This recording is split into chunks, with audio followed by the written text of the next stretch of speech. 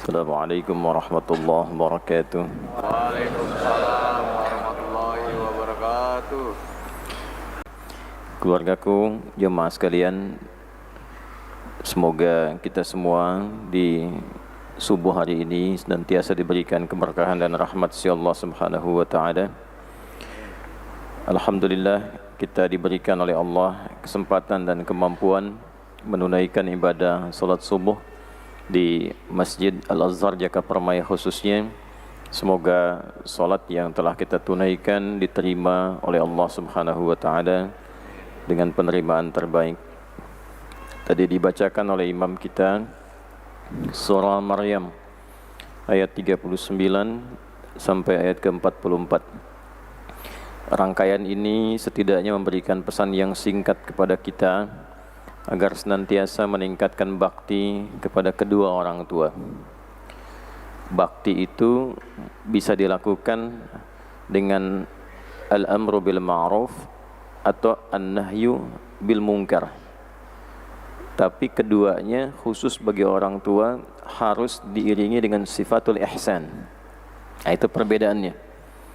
Jadi kepada kedua orang tua itu semua sikap baik yang terkait dengan menampilkan bakti kebaikan melalui ajakan-ajakan pada hal yang positif atau mengikuti keinginan yang baik-baik dari orang tua, ataupun menghindarkan dari segala hal yang dinilai tidak baik.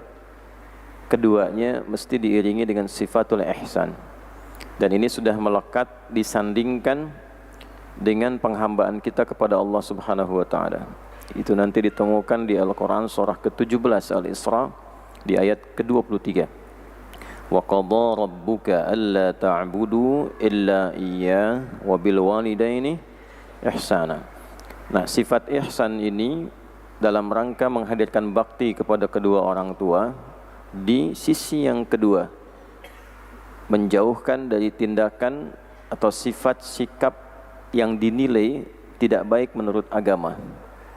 Dipraktekkan, dicontohkan oleh Nabi Ibrahim alaihissalam ketika beliau memberikan satu petunjuk arah kepada, ada yang menyebut dalam tafsir riwayat ayahandanya, ada yang menyebut dalam satu tafsir riwayat itu pamandanya ke atasnya, dan dilakukan dengan penuh kelembutan menggunakan kata abati. Abati itu gabungan dari ab dan buya.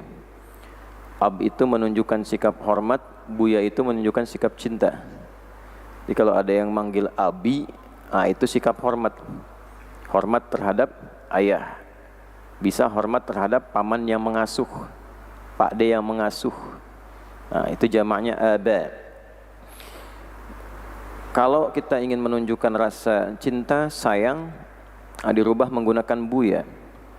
Buya itu menghadirkan sifat kasih, makanya bentuknya tasghir, ya, fu'ail. Bisa secara biologis, bisa secara ideologis. Ayah langsung, buya. Ideologis yang mengajar, membimbing, memberikan tarbiyah. Kita mengenal Buya Hamka, bukan ayah biologis bagi saya atau bagi sebagian jemaah, tapi beliau menjadi ayah ideologis yang pengetahuannya, fikiran-fikirannya menumbuhkan di hati kita ketaatan kepada Allah sehingga menghadirkan rasa cinta kepada beliau. Kita panggil apa? Buya. Kalau digabungkan ab dengan buya itu menjadi abati. Kita sering temukan dialog di dalam Al-Quran. Jadi ketika orang tua memanggil anak bunay, ya bunayya, ya bunayya. Ibrahim alaihissalam kepada Ismail alaihissalam, ya bunayya, ya, inni ara fil manami anni azbahuka fanzur madza tara. Itu kan di surat As-Saffat ayat 102 sampai 109 itu. Kemudian kan jawabannya, ya abatif'al ma tuf'ar, ya abatif'al ma tu'mar. Satajiduni insyaallah minas sabirin. Jadi rasa dari ayah yang menampilkan kasih kepada anak, sayang kepada anak, dibalas oleh anak ke orang tua menggunakan bentuk hormat dan sayang. Nah, dalam kondisi apapun, hormat dan sayang itu harus selalu hadir dalam diri anak kepada orang tua, sekalipun melihat orang tua melakukan kesalahan. Anak mau koreksi. Nah, koreksinya anak kepada orang tua tidak boleh sama dengan koreksinya orang tua kepada anak. Dari orang tua kepada anak itu koreksinya kasih, sayang, cinta. Tapi koreksinya anak kepada orang tua itu melekat sifat ihsan di dalamnya. Menjadi bagian dari ibadah yang merasa disaksikan Allah. Jadi sekalipun tidak sepakat dengan orang tua, menampilkan gestur ketidaksukaan aja nggak boleh. Ya, apalagi mengungkapkan walaupun sekedar misalnya, wala taqul lahuma uff. Ya. Itu di dalam Al-Qur'an tuh perintah diiringi dengan sifat, ditampilkan dengan contoh. Nah, tadi di antara kemuliaan Nabi Ibrahim alaihissalam mengajarkan kepada kita bagaimana menampilkan sifat korektif kepada kedua orang tua. Dicontohkan di sini salah satu bagian dari ke atas jalur nasabnya, ya. Dan dalam konteks itu masih menghadirkan kelembutan, kasih sayang, kata-kata yang halus. Nah, ini yang indah di dalam Islam dan dibalas kemudian oleh Allah Subhanahu wa taala. Sifat ini menghadirkan keturunan-keturunan keluarga ke bawahnya dari Nabi Ibrahim alaihissalam, itu menjadi keluarga yang dirahmati oleh Allah Subhanahu wa taala. Jadi kalau kita urutkan dari Nabi Adam ke Nabi Ibrahim, itu dari Nabi Adam sampai Nabi Nuh itu pilihannya masih tunggal. Tapi ketika Nabi Ibrahim sudah menggunakan bentuk keluarga sampai turunan ke bawahnya. Itu ditemukan di Ali Imran di ayat ke-33. Innallaha astafa Adam wa Nuha wa ala Ibrahim wa ala Imran 'alal 'alamin. Sungguh Allah telah memilih insan-insan terbaik dengan misi tertentu yang bertugas di bumi. 1. Adam alaihissalam, tunggal. 2. Nuh alaihissalam, tunggal. Ketika masuk ke Nabi Ibrahim alaihissalam, itu menggunakan al di depannya. Ada ahlun, ada ailatun, ada usratun, ada alun. Itu berbeda. Ahlun anggotanya. Ya. Saya punya anak namanya Muhammad Hamilul Quran. Saya katakan Muhammad Hamilul Quran ahli baiti, anggota keluarga saya. Ada ahli bait Nabi SAW, anggota keluarganya Nabi. Kalau kita katakan ailah, sifat saling sokong, menguatkan, mendukung. Kata'awul, meninggikan. Jadi kalau sudah saling berkeluarga, saling dukung. Jangan saling menjatuhkan. Jangan memutus hubungan, saling menguatkan, saling mendukung. Ada bagian keluarga yang sulit, yang lapang bantu. Ada yang sakit, yang sehat tengok. Itulah ailah. Ada usratun, menjaga sifat-sifat rahasia yang ada di dalam keluarga. Terutama hubungan-hubungan yang sensitif, suami dan istri. Kalau ada masalah malam, tutupi. Jangan sampai terbuka ke siang. Sepanjang bisa ditutup, Allah akan tutup sampai hari kiamat. Nah, ini zaman sekarang masalah siang, jangankan tunggu malam, di detik itu pun sudah terbuka itu. Pasang status ya kan. Nah, jadi begitu masalahnya selesai, statusnya belum hilang. Ini yang repot. Nah, itu namanya usrah. Tapi kalau kita ingin runtut dari keturunan sampai ke bawah, tidak berhenti, terus sampai ke bawah, dzurriyyah sampai ke bawah, itu alun. Sikap baik pada orang tua disertai ihsan, menempatkan sikap itu sebagai ibadah kepada Allah dan merasa disaksikan oleh Allah. Nanti tafsirnya di hadis Muslim nomor hadis ke-8. An ta'budallaha ka'annaka tarahu fa illam takun tarahu fa innahu yarak. Jadi menempatkan bakti kita kepada kedua orang tua itu bukan sekedar bakti, tapi sebagai ibadah terbaik kita kepada Allah setelah kebertuhanan kepadanya. Menunjukkan sifat bertuhan kita dengan apa? Salat misalnya. Salat itu pembuktian kita bertuhan. Itu ada di Al-Quran surah Thaha, surah 20 ayat ke-14. Innani anallahu la ilaha illa ana fa'budni wa aqimis salata li dzikri. Aku tegaskan, akulah Allah, kata Allah, satu-satunya yang layak dipertuhankan dan disembah. Maka buktikan kebertuhananmu kepadaku dengan menyembahku. Caranya bagaimana? Wa aqimis salata li dzikri. Tunaikan salat untuk menghubungkan engkau denganku, membuktikan engkau bertuhan. Jadi salat itu bukan sekedar perintah yang kita tunaikan, sekaligus pembuktian bahwa kita punya Tuhan. Siapa? Allah. Al-farqu bainal mu'min wal kafir tarkus shalah. Inti perbedaan orang beriman kepada Allah dengan yang belum beriman itu ada pada salatnya. Maka ketika salat ditunaikan, itu bentuk penghambaan kita kepada Allah. Nah, wujud benarnya penghambaan itu memunculkan sikap-sikap baik yang dibawa dalam kehidupan. Spirit sikap baik itu disebut ihsan. Ada yang bersikap baik tapi belum tentu dengan ihsan. Sikap baik itulah yang nanti ditafsirkan di Quran surah ke-29 Al-Ankabut ayat ke-45. Utlu ma uhya ilaika minal kitab wa aqimis salah innas salata tanha 'anil fahsya wal munkar. Jadi kalau salatnya benar, salat itu bisa menjadi perisai dari beragam bentuk sumber-sumber keburukan dalam hidup, baik bentuknya fahsya yang kotor, yang jorok, zina, selingkuh, LGBT, porno aksi, pornografi, kata-kata kotor, jorok dan turunannya. Mungkar, segala keburukan yang diingkari hati, sumbernya nafsu perut dan akal.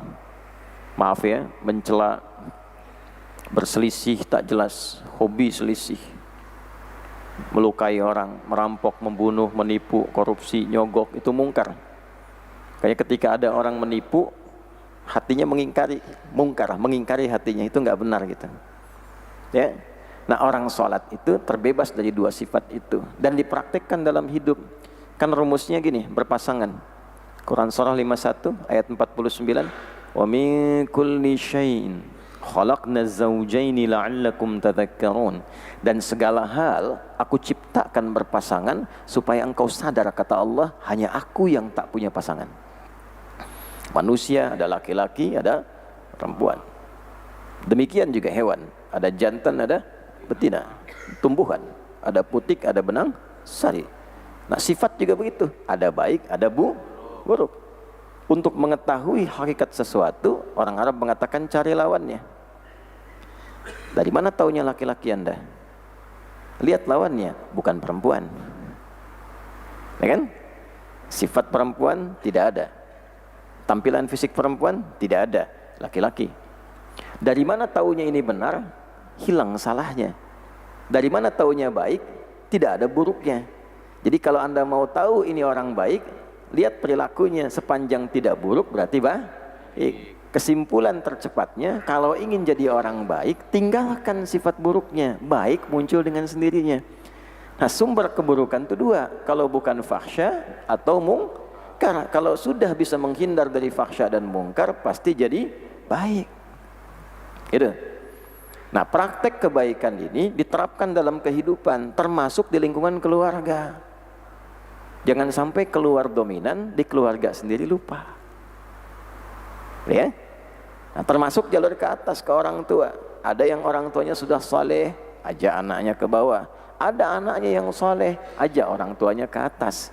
Tapi adab mengajak pada orang tua atau mengoreksi sesuatu yang tidak tepat menurut agama, disertailah sifat ihsan di dalamnya. Dan ini pembuktian benarnya ibadah kita kepada Allah, termasuk sholat tadi, salah satunya dikonfirmasi dengan sifat ihsan yang melekat pada sifat dan nilai ibadah kita. Jadi melihat orang tua itu bukan sekedar orang tua kita, tapi bagian dari sifat ibadah kita yang terpuncak, ya, di bawah kebertuhanan kita kepada Allah. Wabil walidaini ihsana. Jadi merasa kalau lihat orang tua itu rasakan sedang ibadah. Dan Allah mengawasi kita, menatap kita. Nah kalau sudah seperti itu, nanti akan merasakan keberkahannya apa? Orang yang selalu meningkatkan baktinya kepada kedua orang tuanya, ayah, ibunya, dibalas oleh Allah dengan memberikan keberkahan pada anggota keluarganya ke bawah tanpa batas. Yaitu sudah umum. Ya, sehingga Nabi memberikan satu pengingat pada para sahabat yang ahli-ahli di bidang ilmu, para ulama. Ya, Ali bin Abi Thalib radhiyallahu taala anhu, Ibnu Abbas radhiyallahu taala anhuma misalnya, itu kalau ditanya fatwa, diminta fatwa oleh pelaku maksiat sekalipun yang ingin bertobat, itu saran pertamanya selalu pertanyaan, ayah masih hidup enggak? Ibu masih hidup enggak? Terutama ibu. Ya, tingkatkan baktimu. Ditanya kenapa harus ibu? Apa jawab Ibnu Abbas radhiyallahu taala anhu? Karena aku tidak melihat amalan terbaik yang memudahkan menarik perhatian Allah untuk menerima taubatmu kecuali berbakti pada ibundamu. Atau kama qala. Itu ya. Nah, ini gambaran salat tadi yang kita dapatkan dari bacaan imam. Jadi insyaallah kalau kita memahami itu, selepas salat kita langsung berdoa tanpa diminta. Rabbighfirli wa liwalidayya warhamhuma kama rabbayani shaghira. Terus urutkan doa-doa yang lainnya. Itu maksudnya. Jadi jangan sampai kajiannya paham betul sama orang tua nggak bagus hubungannya, kurang berkah hidupnya. Oke? Kalau sudah paham, mari kita lanjutkan pembahasan kita masih dalam kitab Adabul Alim wal Muta'allim. Semoga Allah Subhanahu wa taala merahmati sahibul kitab Kiai Haji Hadratus Syekh Muhammad Hashim bin Asy'ari dan memberkahi keluarga-keluarga beliau, dan semoga Allah memberikan percikan kemuliaan itu pada kita semuanya. Bismillahirrahmanirrahim. Masih dalam pembahasan al-babu tsani, bab yang kedua, fi adabil muta'allim fi nafsihi wa fihi asyratu anwa'in minal adab. Tentang 10 langkah, 10 tips yang mesti dihadirkan oleh para penuntut ilmu dengan seluruh sifat apapun, baik itu formal, belajar formal, di lembaga formal, di kampus, di sekolah, di pesantren, itu formal. Yang semi formal seperti mengaji seperti ini, kajian kitab, itu semi formal. Karena disebut formal kan kalau masuk kelas waktunya terukur kan. Nah ini semi formal ini karena ngajinya formal tapi suasananya kayak semi, agak bebas kan. Yang fokus-fokus, yang ngantuk-ngantuk, yang tiduran-tiduran gitu kan. Yang mau berangkat-berangkat, yang ngemil-ngemil, ya macam-macam kan. Nah tapi ngajinya itu formal, ada kitabnya. Ya, dan setelah itu diijazahkan. Ajaza yujizu ijazatan. Ajaza, guru memperkenankan, membolehkan murid untuk mempraktekkan dan meneruskan kembali materi setelah dikonfirmasi bahwa ia paham dengan benar apa yang diajarkan itu. Sifatnya disebut ijazah. Nah, jadi ijazah itu asalnya bukan sertifikat yang menunjukkan Anda pernah sekolah, bukan. Ijazah itu tanda verifikasi bahwa Anda pernah mempelajari ilmu sampai paham sehingga diizinkan oleh guru untuk mempraktekkan dan mengajarkan kembali setelah Anda terverifikasi pemahaman yang benar tentang pengertian-pengertian dan pemahaman dalam ilmu itu. Makanya dulu talaqi itu di pesantren atau yang seperti ini, sorogan itu wajib untuk memastikan baca kitabnya benar enggak. Terus setelah benar bacanya, pahamnya benar enggak, didengar sama guru itu. Kalau keliru dikoreksi, dengan keliru paham dibenarkan, setelah benar baru boleh ngajar. Ah, itu ijazah namanya. Ya, walaupun tidak ada kertasnya, ijazahnya ada. Makanya nanti ijazah itu bisa dengan lisan. Termasuk di ilmu hadis itu nanti ada kebolehan dengan menggunakan lisan. Katanya haddatsana. Kalau haddatsana banyak yang ikut. Haddatsani tunggal. Nah, itu termasuk tertinggi dalam periwayatan informasi. Jalurnya disebut dengan sanad namanya. Ya, maka digabungkan jadi ijazah sanad. Ya, Mbah Hashim punya tuh. Misalnya Al-Bukhari, mana sanadnya?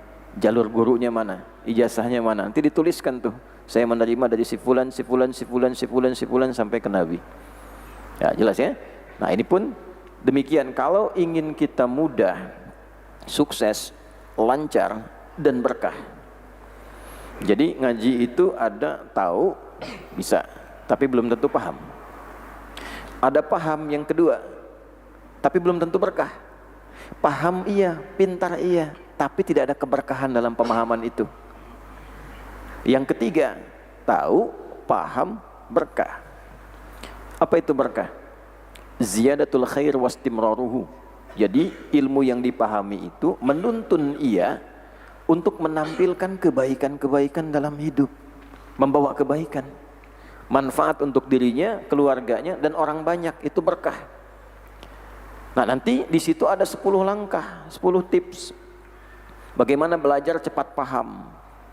Setelah paham jadi cahaya ke kolbu, dari cahaya ke kolbu mengalir ke seluruh tubuh.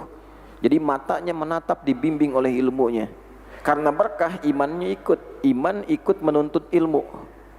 Iman ikut menuntun ilmu. Makanya belajar itu tidak bisa menggunakan akal saja bagi orang Islam. 3 itu mesti dipakai. Fisik dipakai. Gunakan fungsi indranya. Al-hawas al-khamsah. Misal, menghafal Quran, itu kalau ingin dapatnya cepat, fungsi fisiknya digunakan. Melihat, nih, mendengar, mengucap. Kalau mau menghafal, bunyikan.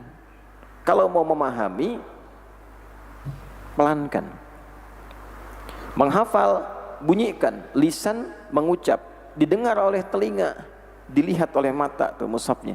Jadi begitu pendengaran kita memasukkan informasi ke dalam pikiran kita, ditembuskan ke hati, mata melihat, begitu lupa terbayang lagi nanti di sebelah mana, dan seterusnya. Nah, untuk menguatkan itu, akal mesti ikut menangkap itu. Makanya ada sebagian yang ketika mau menghafal, hafalkan, lihat terjemahannya, supaya fungsi akal itu berfungsi juga. Tahu maksudnya ke sini. Setelah itu apa?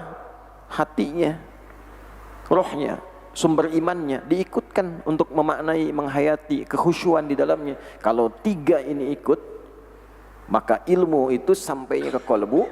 Ilmu ketika sampai ke kolbu, cahayanya tembus ke kolbu, ketemulah ilmu dengan iman. Maka ilmu itu akan dibimbing oleh iman.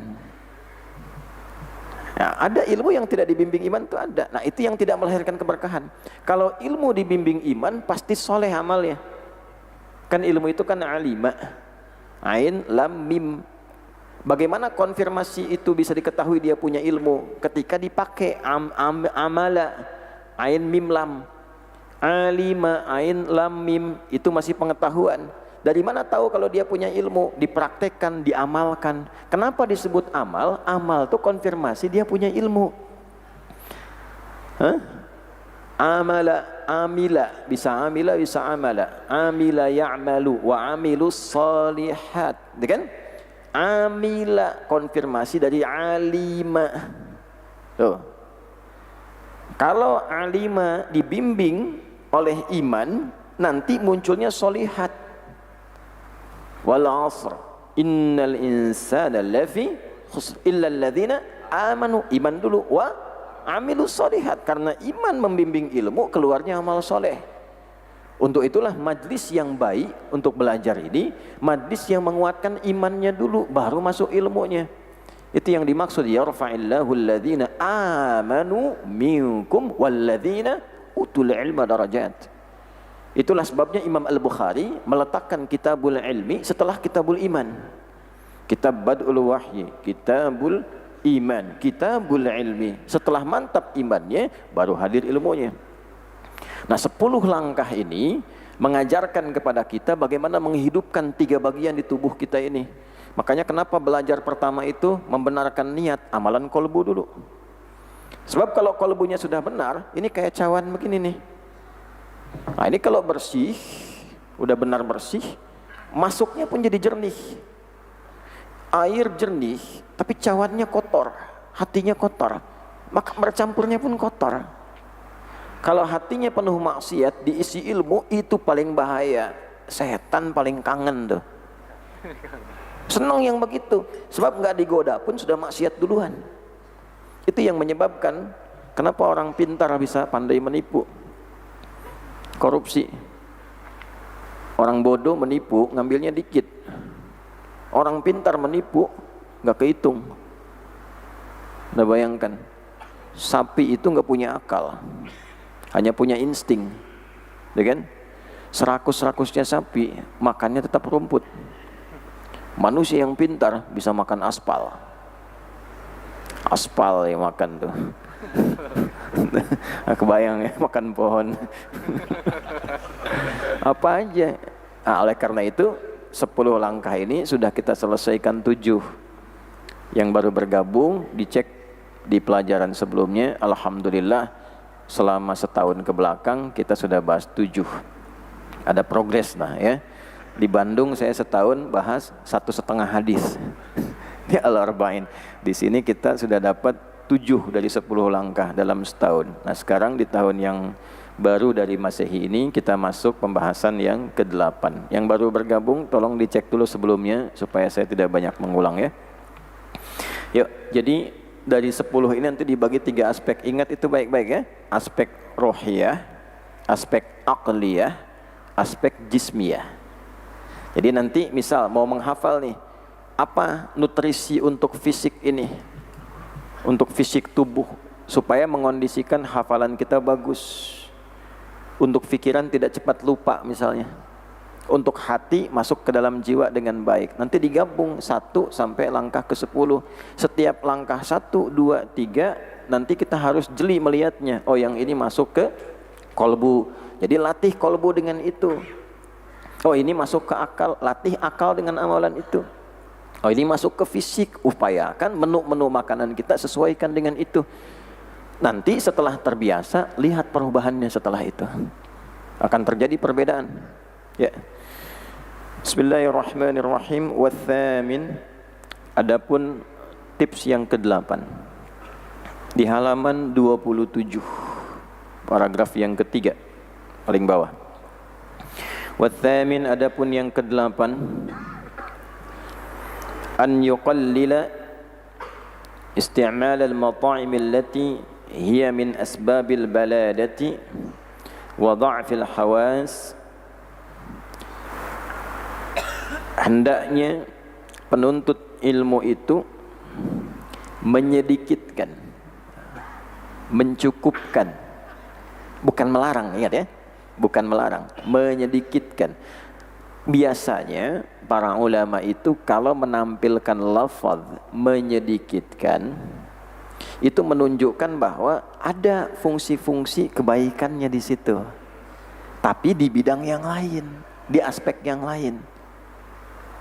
Adapun yang terkait dengan proses menuntut ilmu, tidak banyak aspek manfaatnya yang dapat diraih dari hal itu. Di bidang lain mungkin ada, di sini, di bidang ini sedikit, atau mungkin tidak berdampak banyak.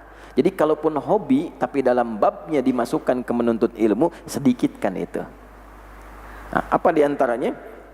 Isti'mal al-mata'im allati hiya min asbabil baladah wa dha'fil hawas. Mengonsumsi beragam bentuk makanan yang menjadi sebab-sebab ketertinggalan dan lemahnya panca indera. Kira-kira masuk ke yang kemana? Fisik, akal, atau hati? Fisik. Tapi karena ada dha'ful hawas, juga ke akal. Fungsi akal kan nanti di dalamnya ada mengkonstruksikan hukum, mengingat dan sebagainya. Jadi nanti ada jenis-jenis makanan-makanan tertentu, dia diciptakan oleh Allah punya fungsi, punya manfaat. Tapi dalam bab untuk meningkatkan kemampuan kita dalam menuntut ilmu, manfaatnya di situ tidak terlalu relate, tidak terlalu terkorelasi. Tapi di bab lain ada manfaatnya. Kalau Anda hobi makan ini, tidak dilarang, cuma jangan banyak-banyak. Supaya kalau menghafal tidak terlalu terganggu. Bukan tidak baik, bukan nggak bagus, ya. Tapi kalau banyak-banyak mempengaruhi proses ilmu masuk dengan cepat. Jelas di sini? Jelas ya? Nah, apa diantaranya? Ketufahil hamid. Ini mungkin bukan hamid ya, hamid. Seperti apel yang kecut. apel yang kecut. Ini saya ingat di sekitar 4-5 tahun lalu, saya pernah menerangkan ini nih. Saya kan ngaji bersanad. Oh itu heboh tuh. Jadi saya pernah bilang, kalau yang sedang belajar tuh ya, coba hindari makan salah satunya ada buah tuh ya. Saya dulu katakan apel hijau yang kecut tuh. Maka heboh tuh, rame ya, sampai di compare dengan pernyataan dokter dan sebagainya. Nggak apa-apa, bagus-bagus saja gitu, nggak ada masalah ya. Nggak salah, penjual apel hijau pun teruskan saja, karena ada fungsi khususnya di situ. Misal untuk antioksidan, bagus. Salah satu penawar racun, Ibnu Sina punya kitab Al-Qanun fit Tibb. Saya sudah baca tuh. Perasan delima, perasan apel hijau itu ya, itu salah satu bentuk penawar racun. Disatukan dengan satu ada materi tumbuhan namanya teriak. Bukan teriyaki, bukan, teriak itu ya. Satu jenis tumbuhan tuh, saya nggak tahu bahasa Indonesianya apa itu, karena tumbuhnya tuh di Arab tuh ada itu. Itu biasanya orang-orang Arab Baduy padang pasir udah biasa mencampur itu dengan susu untuk jadi penawar racun. Jadi dari kecil tuh mereka sudah dilepas ke padang pasir untuk merasakan sengatan kalajengking. Bayang nggak tuh? Supaya tumbuhnya jadi pribadi yang kuat. Maaf, tidak untuk ditiru ya. Karena alamnya kan berbeda gitu, tidak sama, ya kan? Ya, beda kan, anak-anak yang biasa di gunung, masuk hutan, punya karakter sendiri kan? Beda dengan anak kota. Ya, kan para akamsi itu sesuai dengan ruangnya masing-masing. Ya, akamsi anak-anak kampung sini gitu kan, nah, punya algoritmanya sendiri. Anda naik ke gunung, outfitnya bisa beda-beda. Oh, pakai jaket, pakai ini, anak itu. Anak-anak kampung santai aja naik itu pakai sandal jepit. Ada beda. Nah, di Arab juga punya kebiasaan yang berbeda. Orang-orang padang pasir udah tahu ibunya tuh dari kecil melatih anaknya tangguh. Jalan, naik kuda, macam-macam. Ada latihannya bertahap itu. Nanti yang paling, salah satu yang paling tinggi itu biasanya bahkan ada yang salah satu pemimpin di Arab itu ada MBZ ya, sekarang yang jadi jalan layang itu kan itu ya. Itu waktu kecilnya dilatih begitu juga. Oleh itu mas sengaja dimasukin kalajengking supaya disengat. Anda kalau naik pesawat tuh ada profil yang ditampilkan, kalau arah-arah ke Uni Emirat itu di atasnya itu ditampilkan cerita tentang hidupnya, digambarkan, dimasukin itu. Nanti penawarnya udah disiapkan. Anda nggak usah ikut coba-coba karena alamnya kan beda. Nanti pindah alam kan repot ya. Nah, ini fungsinya. Jadi apel hijau ada fungsinya. Yang kecut tuh ya, ada fungsinya. Antioksidan bagus, penawar racun bagus. Dengan perasan buah yang the five tuh, the five, ya. Nah itu perasannya digabung dengan teriak itu ada. Itu yang menerangkan Ibnu Sina dalam kitabnya Al-Qanun fit Tibb. Ya, saya untuk memastikan masih saya baca. Tadi malam saya masih ngaji. Saya ngaji sampai jam 12 tadi malam tuh. Ya, masih lihat syarah, lihat sanadnya, lihat macam-macam, terus beberapa kitab-kitab lain gitu. Nanti kita compare. Nah, ini pikiran para ulama itu bukan hanya berpikir fungsi fisik saja. Dokter itu mengobati aspek medis, klinis, fungsi tubuh fisikal. Jadi hanya akan dilihat pengaruh kepada fisik apa, tapi tidak mempelajari fungsi makanan ini pada roh seperti apa fungsinya. Nah kita belajar ilmu dari mulai nangkap pakai tubuh, melihat, mendengar, diteruskan ke akal, ke otak, ditembuskan ke hati. Boleh jadi makanan ini bagus bagi fisik tapi tak bagus bagi hati. Itu maksudnya. Mungkin bagus bagi fisik tapi kurang cocok buat akal. Maaf, saya kadang-kadang suka nggak bisa nyebut tuh. Ada hewan-hewan kan yang diharamkan kan di dalam Al-Quran. Contoh kalau dari alfabet kan yang kedua lah ya gitu kan, setelah A, B gitu kan misalnya. Nah itu kan haram. Mungkin bagi sementara orang, bagi fisiknya dia terasa biasa. Orang bisa menganalisis macam-macam. Oh enggak kok, cacing pita, cacing dasi, cacing ini bisa diatasi dengan suhu tertentu, misal saja gitu kan. Bagi fisik mungkin terasa biasa, tapi pengaruhnya bagi jiwa bagaimana? Nah itu sampai ke situ. Kajiannya sampai ke situ. Nah, apakah Mbah Hashim orang pertama yang menampilkan ini? Tidak.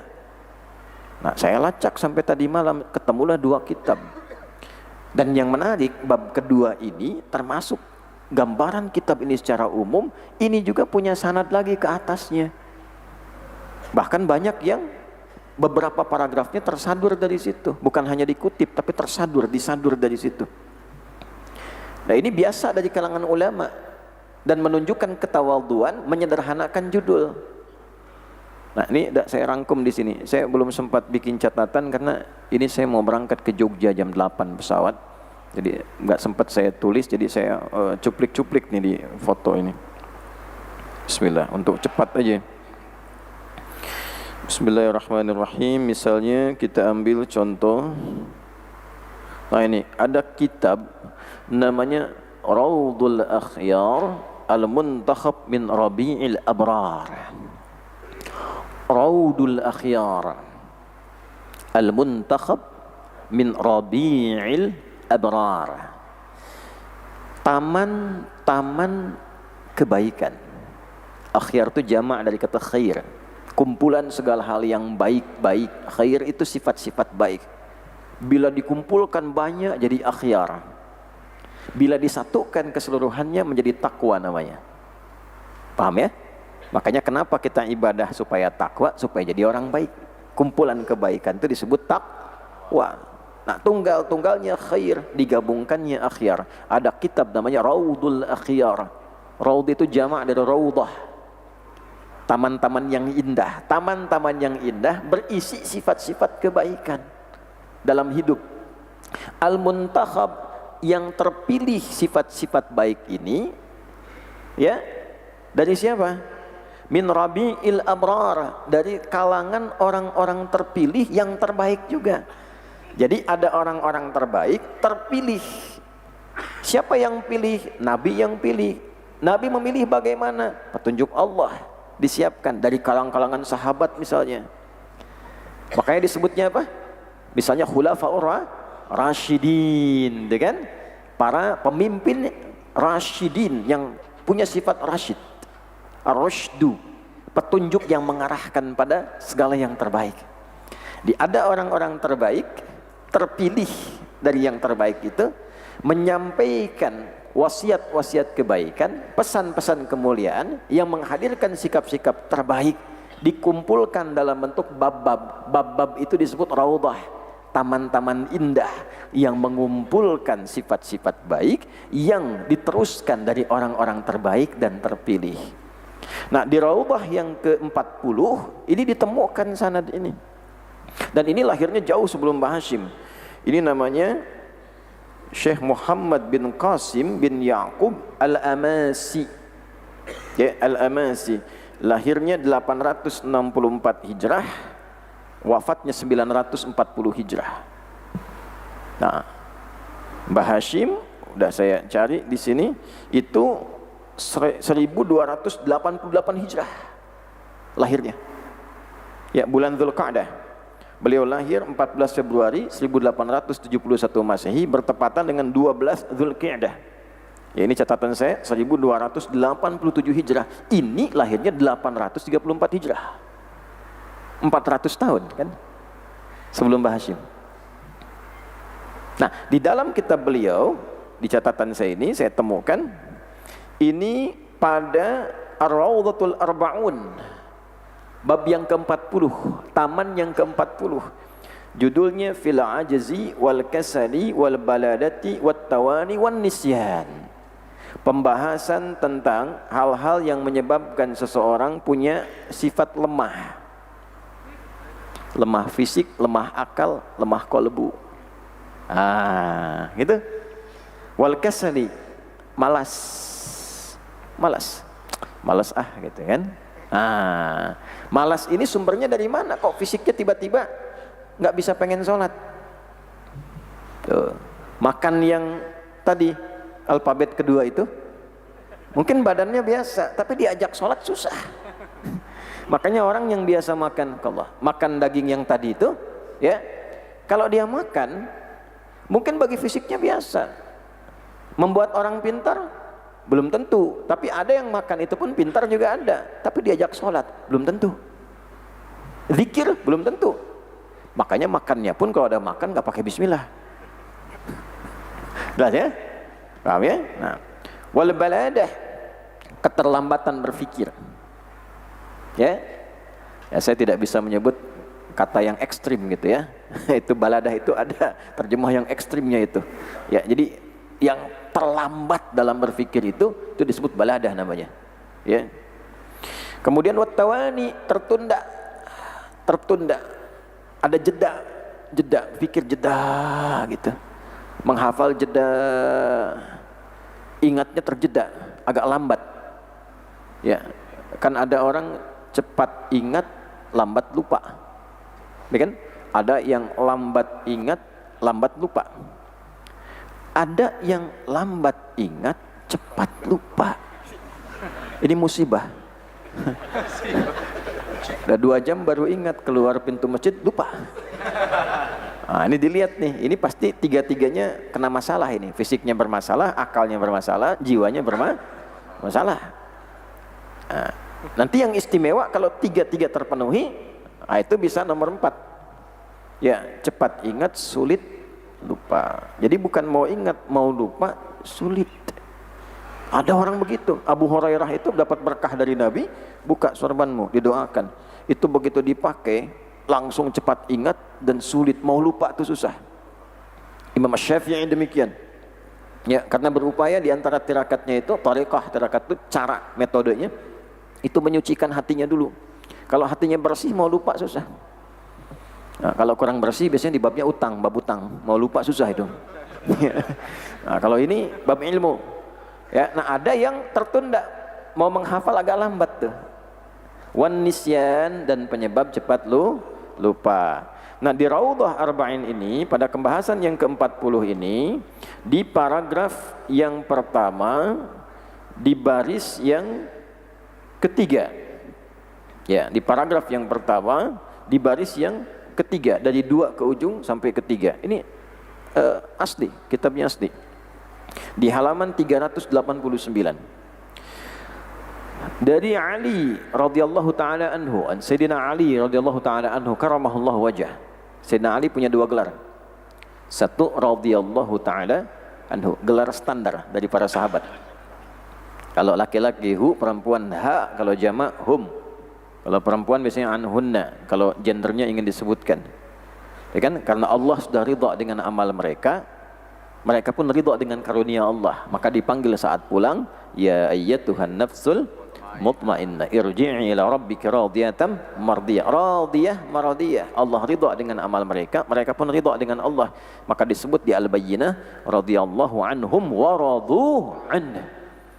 Nah, kenapa kita diminta bersanad, beramal ikut ke sahabat sampai ke Nabi dari jalur para ulama? Karena nggak bisa langsung lompat. Saya ingin ikut ibadah seperti Umar. Belum tentu ketemu Umar. Ya kan? Harus ada jalurnya tuh dari ulama sampai ke kita. Ini disebut sanad nih. Babul isnadu minad din. Babul isnadi minad din. Ya, wa qala Ibnu Mubarak rahimahullahu taala, al isnadu minad dini laulal isnadu wa qala man syaa ma syaa. Ketersambungan informasi menentukan juga benarnya cara kita ibadah. Salah info, salah ibadah. Ya. Disebut aja misalnya, ada ustadz nyebut misal saja, mengajarkan salah informasinya, ibadahnya salah. Anda kalau wudhu seperti tayamum, 2 dibasuh juga nggak apa-apa misalnya, jadi salah. Karena beda, tayamum babnya tidak sama dengan wudhu. Sholat subuh misalnya, bisa dikosor 1 rakaat, misal saja ya, misalnya, udah salah info, salah praktek. Dengan salah tafsir. Dulu ada kan paling viral tuh, yang tokoh PKI waktu di sidang itu. Anda muslim, sholat, iya. Subuh berapa rakaat? 4. Dulu rame tuh. Ya, makanya harus benar belajarnya. Sayyidina Ali itu radhiyallahu taala anhu. Yang kedua, karramahullahu wajah. Allah muliakan wajahnya. Karena membiasakan wajah memandang pada yang diridhai Allah dan dimuliakan oleh Allah. Itu diantaranya mendapat barakah dari pengajaran Nabi, membiasakan wajah memandang yang baik-baik. sampai mohon maaf beliau pun menjaga diri untuk melihat dari aurat dirinya yang tak ingin terlihat. Orang lain pun tak ingin lihat, saya pun nggak mau lihat gitu. Nah, karena membiasakan bahkan menjaga pandangan dari aurat dirinya sendiri yang paling vital, gitu ya. Itu dimuliakan wajahnya sampai ada kemudian salah satu gelar yang melekat berupa doa karramahullahu wajh. Nah, itu diantara sanad riwayatnya. Apa yang beliau sampaikan? Ashrun turithun nisyana. Ada 10 yang bisa membawa dampak atau menyebabkan lupa. Nisyan. Gini, lupa itu ada yang fitrah. Ada. Bahkan Ibnu Abbas radhiyallahu taala anhu komentar di situ. Ibnu Abbas itu enggak usah ditanya. Turjumanul Quran. Ya, pakar Quran di bidangnya. Sanadnya langsung dari Nabi, yang melegalkan Nabi, sahabat sudah paham semua. Ada kitab namanya Lisanul Arab, karya Ibnu Manzur. Ketika menerangkan tentang insan, beliau berkomentar begini: al-insanu atau kama qala minan nisyan. Li'annahu 'indama uhida ilaihi fanasya. Nah, manusia disebut insan. Manusia itu nanti ada 5 nama. Ada bashar, ada ins, ada nas, bani adam, insan. Yang menunjukkan aktivitas hariannya. Nah, kita ini total beraktivitas dari bangun tidur sampai tidur lagi. Nah, disebut insan namanya. Nama yang menunjukkan aktivitas manusia, aktivitas berpikir, bergerak, itu insan. Allah kasih waktu dalam hidup untuk beraktivitas, namanya asr. Sekarang pun dari segi pemberian waktu asr. Dari pembagiannya disebut dengan fajar, subuh. Tapi dari segi pemberiannya disebut dengan asr. Setiap waktu itu asr. Kullu waqtin yu'asiruna fahuwa asrun. Setiap waktu yang kita lalui itu asrun. Diberikan pada kita untuk beraktivitas. Nah, kita yang mengisi waktu untuk beraktivitas itu disebut insan. Allah beri pesan, sepanjang diberi kesempatan, koleksilah untuk menampilkan karya kebaikan. Namanya amal soleh. Maka turunlah surah 103 Al-Asr. Wal asr. Innal insana lafi khusr. Itulah detailnya Quran untuk menunjukkan bahwa ini kalamullah, bukan kalam makhluk. Karena itu Quran nggak bisa disifati makhluk, nggak bisa. Kalamullah. Jelas? Bukan innal ins, bukan innan nas, bukan inna bashar, bukan inna bani adam. Innal insana. Nah, insan ini kata Ibnu Abbas seakar dengan nisyan. Nisyan itu lupa. Kenapa dinamakan dengan insan? Karena manusia itu seringkali ketika berkomitmen suka lupa. Dari kandungan ibu kan sudah komitmen. Surah 7 Al-A'raf ayat 172. Wa idz akhadha rabbuka min bani adam min zuhurihim dzurriyyatahum wa ashhadahum ala anfusihim alastu bi rabbikum qalu bala syahidna. Di sini sudah bersyahadat. Ya Allah, aku bersyahadat tanpa syarat. Bala itu tanpa fikir. Bala langsung ya. Ya, naam, iya, tapi kadang masih pikir. Kata orang tua, idhab ila al-masjidil azhar tusalli bihi wa tusyarik fi al-muhadarah. Nah, pergi ke Al-Azhar pagi ini ya, salat subuhan jamaah sana, terus ikut kajian Ustaz Adi. Untuk taat bilang, naam, iya mak, tapi di hati mesti mikir ngantuk Misal ya. Tapi kalau bala tanpa syarat, bala enggak mikir apapun, masih berangkat. Naam masih tanya. Naam, iya mak, by the way ada sarapannya enggak? Misal gitu ya. Nah, itu masih nanya. Nah, tapi kalau bala enggak mikir. Ya, bala untuk bersyahadat tuh enggak mikir karena Allah tawarannya itu sudah bukan untuk difikirkan lagi. Kamu tetapkan aku jadi Tuhan, aku jadi Rabbu. Rabb itu kan sifat rububiyahnya terkandung di dalamnya, yang merawat, memberikan kebutuhan, kalau sakit disembuhkan, kalau butuh diberikan, kalau sulit dimudahkan.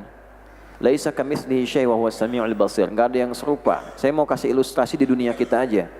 Kalau ada yang mengatakan pada Anda, "Mas, ikut saya yuk. Apapun yang Anda butuhkan, saya kasih." fasilitas saya berikan, permintaan apapun saya kabulkan, perangkat apapun dibutuhkan saya sediakan. Saya tanya pada Anda, mau nggak ikut? Mau. Dan dijelaskan ikutnya kemana, dijelaskan. Tempatnya bagus, ideal, baik. Gaji mau minta berapa aja, saya kasih. Ikut gak? Ikut. Nah Allah sejak kita dalam kandungan sebelum terlahir sudah mengatakan, alastu bi rabbikum, bukankah aku nanti ya ketika engkau terlahir nanti tuh, dari sejak sekarang sampai engkau terlahir, akulah Rabbmu yang merawatmu, memberikan kebutuhanmu, menyehatkanmu, sakit aku sembuhkan, salah aku maafkan, dosa aku ampuni, butuh aku berikan, sulit aku mudahkan. Maka jawaban kita langsung bala syahidna, tanpa fikir, aku bersyahadat ya Allah. Makanya kalau syahadat ini dijaga sampai kita merasa punya Allah yang tadi hadir, sampai kita merasa punya Allah, jaga syahadat. Kalau syahadat dijaga sampai merasa punya Allah, itu yang tadi muncul semua. Sulit langsung mudah, sakit langsung sembuh. Kenapa dulu orang tuh baca Fatihah, racun kalajengking langsung hilang? Jangan dengan Fatihah. Sekarang sampai Yasin gak hilang-hilang itu. Karena bacanya pakai iman. Rasa punya Allahnya kurang, cuman di lisan. Lisan keluar, gak nyampe ke sini. Nyampe ke sini. Nah, menjaga syahadat itu nanti turun ke bawah lagi, ada pokoknya, ada sholat, ada zakat, ada puasa, latihan supaya merasa punya Allah. Ya kan? Syahadat, alastu bi rabbikum qalu bala syahidna. Cuma ketika terlahir lupa waktu sholat duhur. Udah duhur nih, lupa kalau nggak boleh maksiat. Alasannya kan pandangan pertama masih boleh Pak Ustadz. Yang gula kan, iya ente pandangan pertama tapi nggak kedip-kedip gitu. Lupa kalau harus ngaji, baca Quran kan menjaga supaya kita merasa punya Allah. Coba sehari Anda dibanding ngaji dengan buka handphone, berapa banyak dibandingkannya? Banyak handphone, banyak ngaji.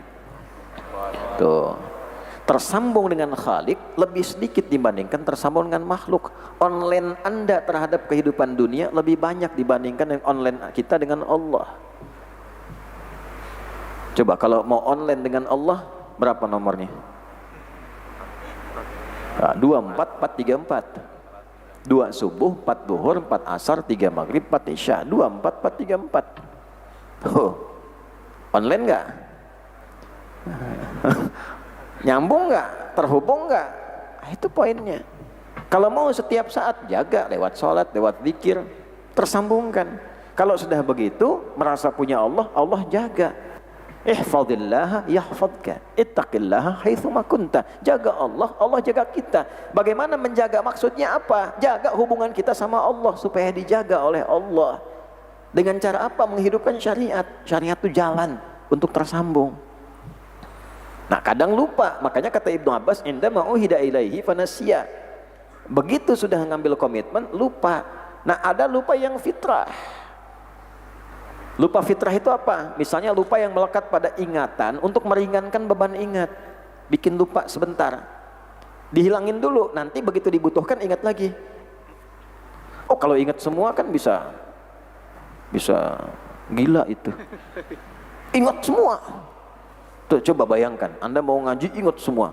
Dari masa kecil, baru lahiran ingat. Sampai sekarang, ingat semua. Nggak bisa dikontrol, susah. Ibu kalau setiap hari ingat rasa sakit melahirkan, ingat terus, nggak pengen lahiran lagi. Nah, tapi kan Masya Allah, dibikin lupa fitrah dulu. Nah, nanti setelah itu ingat lagi, lupa, ingat lagi. Makanya kenapa disebut perempuan mulia tuh? Karena dengan sifat-sifat itu mampu menahan sakit, tapi bisa mengalami lagi. Dulu ada qasidah tuh yang dari Semarang tuh. Apa nasyidriyah apa namanya itu ya, dulu 90-an itu. Ada liriknya bagus tuh. Ibu, engkaulah manusia yang mulia, derajatmu 3 tingkat di atas ayah. Kau mengandung, melahirkan, mengandung lagi. Nah, itu nggak ada tuh yang keduanya. Tapi itu ialah nasia itu. Nah, kenapa? Karena tadi ada faktor lupa. Itu lupa fitrah. Ada lupa yang bukan fitrah. Kenapa? Karena maksiat. Nah, maksiat itu bikin lupa. Maksiat bikin lupa. Lupa ini ya, bisa kolbu nih. Ini mungkin ingat pada aspek dunia, tapi untuk akhirat ghaflah, dia lalai. Nah, makanan ini ada jenis-jenisnya juga yang menyebabkan pengaruhnya terhadap daya ingat di kolbu. Ini inti hidup. Di sini tuh ada otak kolbu tuh ada. Yang menemukannya non muslim. Ketika Nabi mengisyaratkan, Anda kalau ngaji Al-Arba'in, hadis yang ke-6 tuh. Ya. Ala wa inna fil jasadi mudghatan idza salahat salahal jasadu kulluhu wa idza fasadat fasadal jasadu kulluhu ala wa hiyal qalbu. Di dalam tubuh kita ada sumber kehidupan namanya kolbu.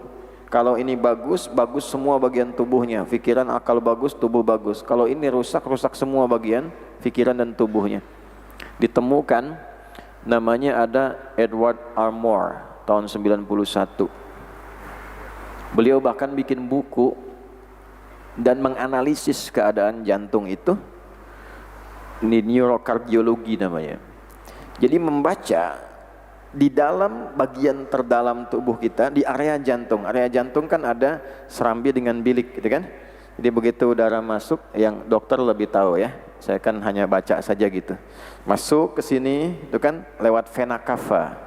Dia masuk ke serambi kanan tuh masih bercampur tuh. Ya. Terus nanti diedarkan ke bilik kanan. Terus masuk nanti ke serambi kiri. Udah bersih, udah biru semua. Disaring. Nanti ke bilik kiri, dari serambi kiri, bilik kiri baru disebarkan ke seluruh tubuh melalui aorta. Ya kan? Makanya kita enak nafas itu kelihatan cepat pada rumit di dalamnya. Kan yang kita hirup nggak semuanya udara bersih. Nggak semuanya ngandung oksigen yang bersih tuh. Nah, dibersihkan di sini. Nah, saat masuk ke salah satu bagian, ada yang menyebut di serambi kanan, itu beliau menemukan ada semacam jantung khusus, otak jantung disebutnya itu, rahmatullah. Dan di situ menyimpulkan ada getaran, ada frekuensi yang terbaca. Oh, ternyata di sini itu bisa berpikir, mendengar, merasakan. Kita udah punya ayatnya di Asy-Syams itu. Ayat 7 sampai 10. Wa nafsi wa ma sawaha fa alhamaha fujuraha wa taqwaha. Qad aflaha man zakkaha wa qad khaba man dassaha. Dijelaskan oleh Nabi dalam hadisnya tadi.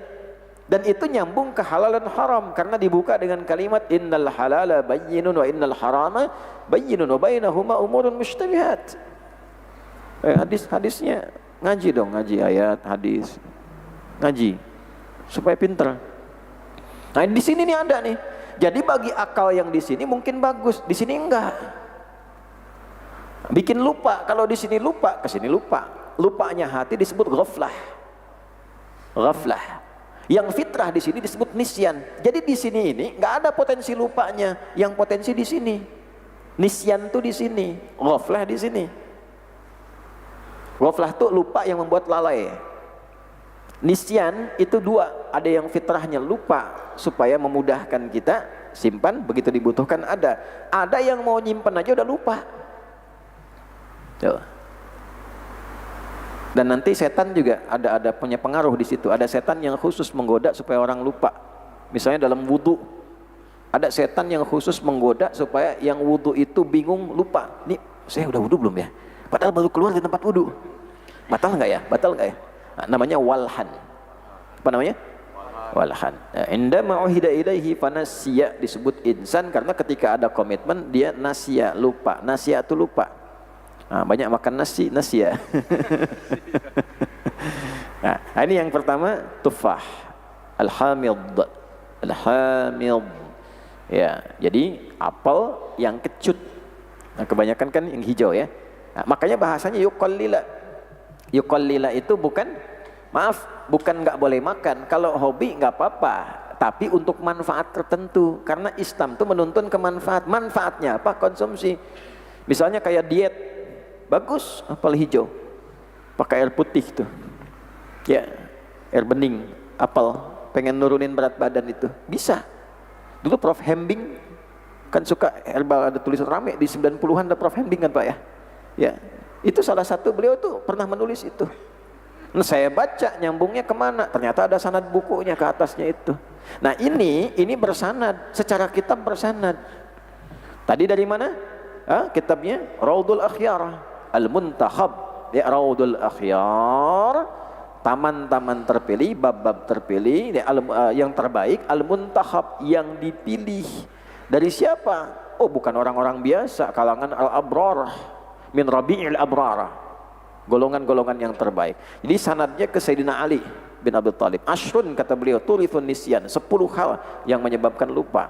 Nah, yang pertama beliau sebutkan tadi, ya, ada kathratul hammi, sering gelisah. Ya, kebanyakan gelisah itu bikin lupa. Nah, ibu jangan terlalu banyak gelisah, Bu. Ya, zikir supaya tenang, banyak sholat, ya. Dikit-dikit gelisah, banyak lupa. Baik ya, was-was. Caranya bagaimana? Banyakin zikir. Yang kedua, wal hijamatu fin naqarah. Hijamah itu bisa diartikan dengan memijit-mijit, atau juga hijamah itu bisa diartikan dengan bekam. Banyak bekam, banyak mijit di wilayah tengkuk di sini. Ya, makanya nggak boleh sembarangan. Mukul orang pun nggak boleh di sini, bahaya. Nggak boleh, bahaya. Makanya mijit-mijit pun nggak boleh kencang-kencang di sini, bahaya. Sini. Nah, ini berdampak juga pada ingatan. Ya, di sini belakang. Ini sanadnya Sayyidina Ali. Kemudian selanjutnya wal baulu fil ma'i raqid. Maaf ya, buang air kecil di genangan air. Tuh, coba kalau dipikir pakai akal, apa hubungannya dengan lupa? Tapi ini sampai ke sini berpikirnya. Amalan hati, spiritualnya ada. Siapa yang ada apa di genangan itu? Taunya itu sumurnya jin misalnya. Tempat air minumnya alam yang lain. Dipipisin. Terus gimana jinnya? Ya, dan sebagainya. Atau ada alam-alam yang lain, itu sampai ke situ berpikirnya. Ya, nanti berpengaruh, ada dampak itu. Ya. Ya kalau nggak percaya nggak apa-apa. Babnya kan bukan bab percaya, bab ilmu di sini. Ya kan? Tapi karena kita belajarnya pakai iman dan bersanad, maka ini kebiasaan ulama. Bayangkan dari zaman Sayyidina Ali, nanti saya sebut lagi kitabnya sebelum sampai ke sini. Nah, ini akhir-akhir. Ya, yang Raudhah itu kitabnya Raudhul Akhyar 834 Hijrah. Ini 1287, 400 tahun bedanya. Ya. Nah, kemudian baru selanjutnya ini 1 2 3 4, yang keempatnya wa aqlut tuffah al-hamil. Nah, sanadnya ke sini. Kan ada 10 penyebab lupa, 3 disebutin tadi. Ya, kathratul hammi, banyak gelisah, wal hijamah fin naqarati, banyak-banyak, terlalu banyak atau banyak memijit bagian tengkuk, ya, kencang-kencang mijit atau bekam, banyak bekam di wilayah ini.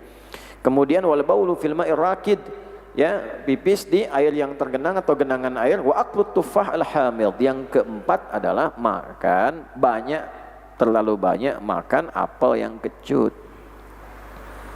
Das, ya, begitu makan, langsung tanya tuh, baca surat Al-Baqarah. Ya, paham ya? Nanti ada 10. Nah, tapi ngajinya karena bukan kitab itu, kitabnya di sini, saya tunjukkan sanadnya dari mana. Jadi ini bersanad. Bukan ngarang-ngarang sendiri. Ada kebiasaan ulama ke zaman sahabat nyambung. Nah, kemudian ini kitab Raudhul Akhyar ini dikutip lagi. Ada kitab selanjutnya, saya sudah dapatkan. Karya Al-Qasim nanti, Muhammad bin Qasim. Nah, karya Al-Mansur Al-Husain Ibnul Qasim dari Yaman nih. Dilahirkan tahun 1669. 1669 Masehi. Mbah Hasim tadi 1871. Ini 1600, ya ini 1800, 200 tahun bedanya. Berapa tahun? 200 tahun. Tadi ke kitab pertama kan 400 tahun, ya kan? Bayangin, ngambil sanad dari Sayyidina Ali. Yang kitab pertama Raudhul Akhyar diambil lagi sama kitab yang kedua ini. Ya. Nah, menariknya di kitab kedua namanya apa namanya? Ada yang tahu? Adabul Ulama wal Muta'allimin. karya Al-Qasim Al-Husain Al-Yamani, lahirnya di 1600-an, punya kitab Adabul Ulama wal Muta'allimin. Yang suka ngaji orang pesantren atau ada ustadz-ustadz kiai yang ngaji di sini, cari kitab itu, Anda akan terkejut. Kenapa? Karena isi kitab Adabul Alim wal Muta'allim itu banyak mengutip atau bahkan menyadur dari situ sebagai saduran ilmiah. Bukan plagiasi, bukan. Mengambil beberapa bagian dari situ dan menghadirkan inti-intinya, dikorelasikan dengan hadis untuk dikaji. Nah, kalau Anda ingin tahu syarahnya dengan lengkap, cukup luas, kembali ke kitab ini, Adabul Ulama wal Muta'allimin. Kalau dimufradkan ulama, mufradnya alim. Muta'allimin, ifradnya apa? Muta'allim. Maka muncullah kitab Adabul Alim wal Muta'allim. Gitu. Jadi kalau Anda banyakkan, pengen ngaji, banyak nih, Adabul Ulama, pengen jadi ulama banyak, Adabul Ulama. Banyak yang ngaji, Muta'allimin. Saya pengen sambil sendirian baca. Turunkan dari ulama jadi alim. Muta'allimin jamak mufradnya muta'allim. Maka jadi kitab Adabul Alim, Adabul Alim wal Muta'allim. Saya baca kitab ini sampai tadi malam tuh. Saya temukan ternyata sama persis bab keduanya. Sama persis, 10 itu disebutkan di sini. Ya.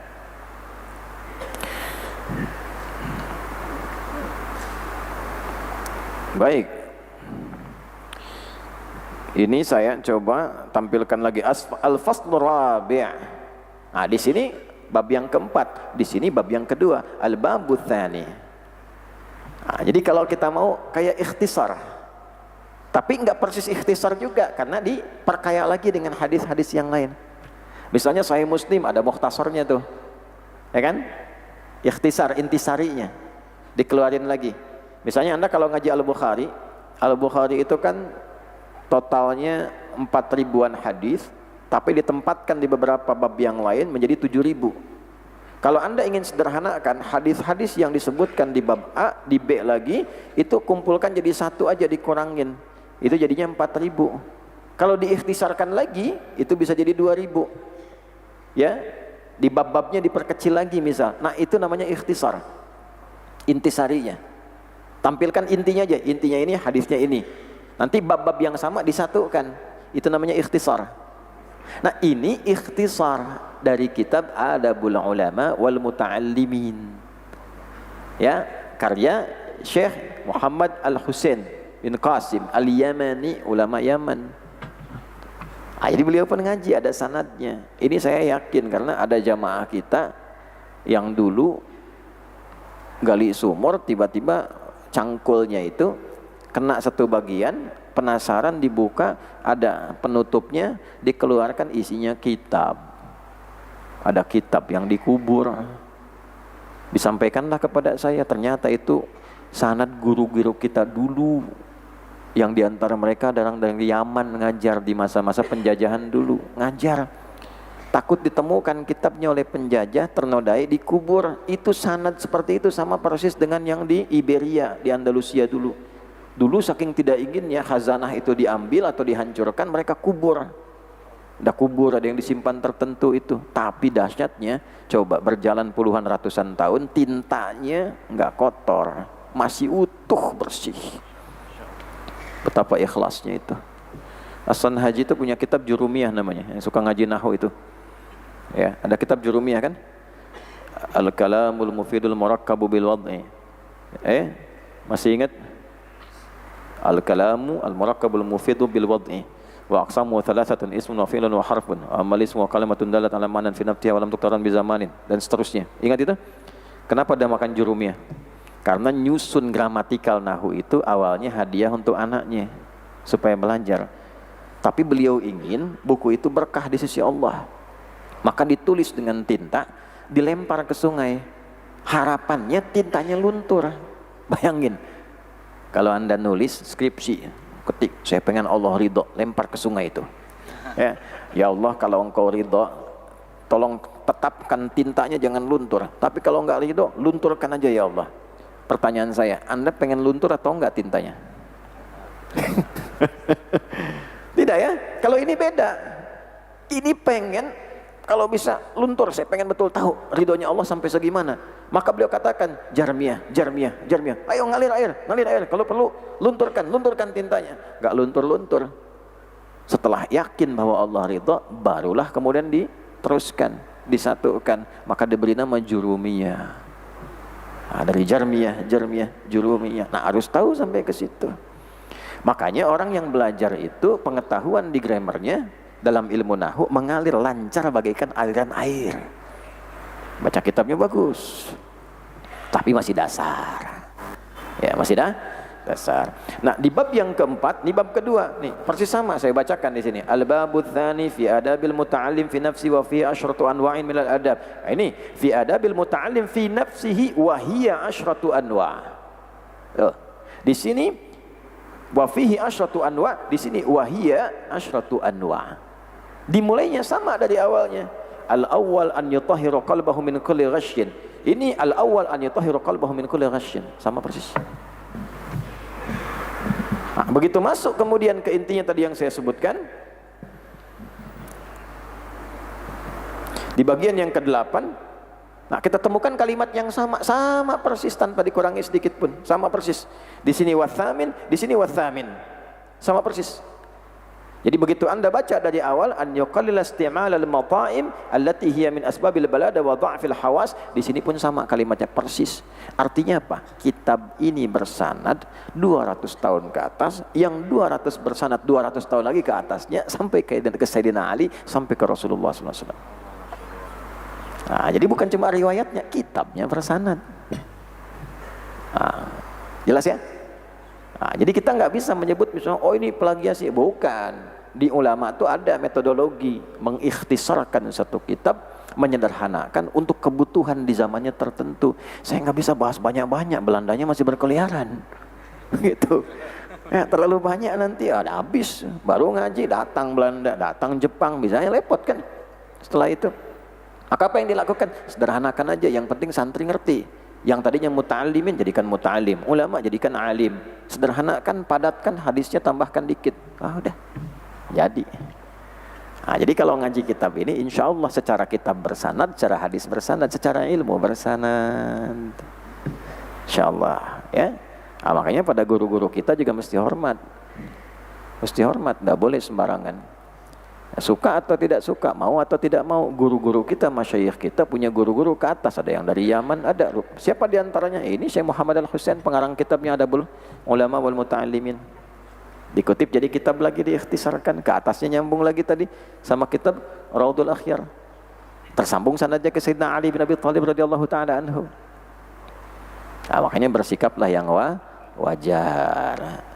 Tapi kita memohon keberkahan pada Allah lewat ilmu-ilmu yang benar, yang memancarkan cahaya. Nah, makanya kalau ada isu-isu yang tidak jelas, jangan berlebihan meresponnya. Sekaligus para ustadz-ustadz seperti saya pun didoakan supaya benar ngajarnya, benar akhlaknya. Karena Imam Nawawi itu diantara wasiatnya di kitab At-Tibyan mengatakan begini, wala yata'allamu illa mimman kamulat ahliyatuhu. Dan tidaklah seorang penuntut ilmu memilih guru yang pokok itu lihat 4 hal. 1, kamulat ahliyatuhu, pakar di bidangnya. Jadi kalau mau ngaji hadis, belajar ke guru, ke ustadz yang ahli hadis. Kalau mau ngaji tafsir, belajar ke ustadz yang pakar di bidang tafsir. Kepakarannya ada 2, kepakaran formal, mungkin kuliah S1, S2, S3 di bidangnya langsung linear. Atau kepakaran yang semi formal kayak talaki. Kami biasanya di Timur Tengah 2, formal dengan yang semi formalnya. Guru-guru kami talaki lagi. Saya ngambil riwayat itu waktu ngaji Quran tuh, di kampus ngaji, di luar nyari lagi. Ngambil riwayat ini, ngambil riwayat ini gitu. Nah, demikian juga tafsir, saya ngaji sampai ke Mesir dulu. Syekh Muhammad Said Tontawi, ya, Syekhul Azhar yang sebelum ini punya kitab namanya kitab Al-Wajiz. Saya ngaji sampai ke Bu'uth. Nah, beliau di Al-Azhar, Azhari beliau, Ustaz Hunayfi. Saya ngaji sampai ke Bu'uth, kemudian ke Iskandaria. Ngaji itu waktu-waktu libur di kampus formal, ngaji lagi, ngambil lagi sanad ini. Ya, fikih ngaji saya ke Syekh Wahbah, saya ngaji Syekh Wahbah Zuhaili yang mengarang kitab Al-Madzahibil Arba'ah itu. Ya, kitab 4 mazhab yang fikih. Saya ngaji beliau. Nah, setelah itu kita ada di channel Tawasul bersama-sama gitu. Itu gambaran teman-teman.